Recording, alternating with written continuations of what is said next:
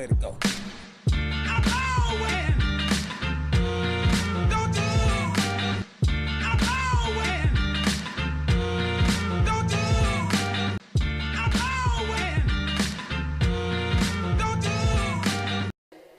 Alors l'objectif, c'est d'abord de sensibiliser le public, c'est-à-dire, le premier objectif, c'est de considérer que nous, habitants des villes, nous sommes des citoyens du monde et que nous avons à connaître ce monde.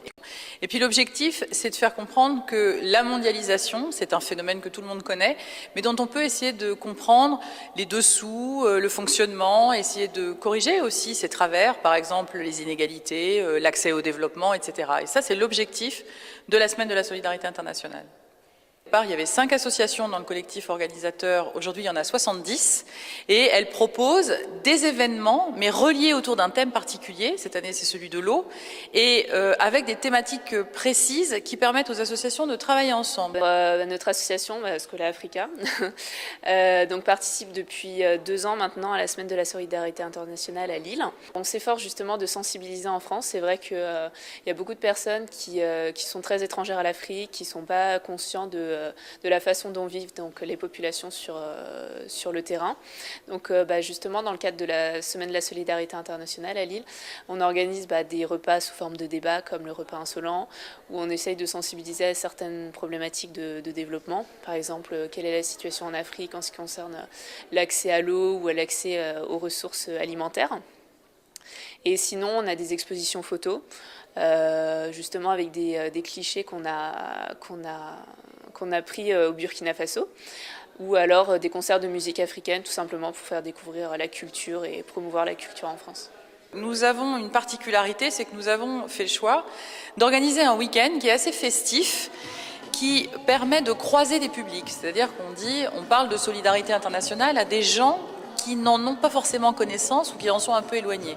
Et nous avons par exemple le week-end prochain un week-end qui s'appelle les Traversées, c'est maintenant un rendez-vous assez établi à Lille, dans lequel des artistes viennent, ils évoquent la situation de leur pays, ils travaillent avec des artistes locaux et comme ça permet de faire passer des messages et de s'adresser à un public bien plus large que celui des associations.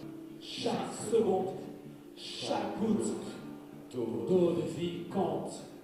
Chacun consomme et les partages sont inégaux. Le jour se lève et la situation empire. Au moment où je vous parle, 1 milliard de nos voisins sont privés d'eau potable, d'autres juste incapables d'apaiser leur soif, jouir de leurs droits.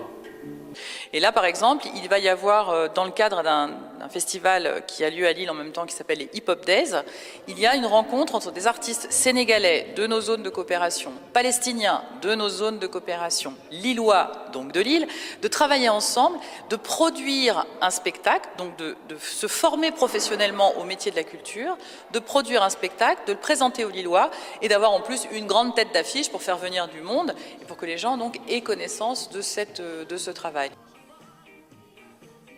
Il y a de plus en plus d'associations qui viennent en disant on aimerait bien travailler avec vous sur la semaine, donc on se dit que c'est bon signe. L'impact aussi, c'est que, par exemple, une institution comme la Maison Folies Oisem, qui est normalement un espace culturel, est très attachée au fait de travailler avec nous justement sur ce croisement des publics, parce que ça intéresse aussi le public culturel de dire mais la culture est le vecteur d'information, est un vecteur d'information, et par la culture, on arrive à autre chose. Donc ça, c'est un impact. Là, par exemple, on est dans une exposition qui évoque l'eau, mais au sens culturel du terme, c'est-à-dire l'eau comme un vecteur de culture, et donc il y a une exposition sur les tirailleurs sénégalais. Il y a une exposition de photographie qui montre les difficultés qu'on a à avoir accès à l'eau au Mali, et donc c'est un photographe, c'est le langage artistique qui permet de comprendre des problématiques qui sont économiques, géographiques, humaines, etc. On travaille aussi dans un secteur qui s'appelle l'éducation au développement auprès du public, des enfants, dans les écoles primaires, dans les collèges et dans les lycées. Et ça demande une qualité particulière de communication parce que ce sont des concepts qui sont quand même assez difficiles à manier. On réfléchit à l'échelle du monde. C'est un concept difficile à manier pour un enfant de dire mais qu'est-ce qui se passe à l'échelle de la planète? Mais il faut rendre tout ça compréhensible et donc ça demande un effort particulier, oui. Et du coup, c'est très intéressant parce qu'on ne reste pas dans l'entre-soi, mais on partage des éléments pas simples pour la plupart du temps, des questions compliquées, la question de l'accès à l'eau par exemple, l'eau sanitaire, l'eau géopolitique, la culture au fil de l'eau. C'est vraiment des concepts qu'on manipule et qu'on essaye de rendre compréhensibles. Donc la solidarité internationale, elle commence quand on ouvre sa porte.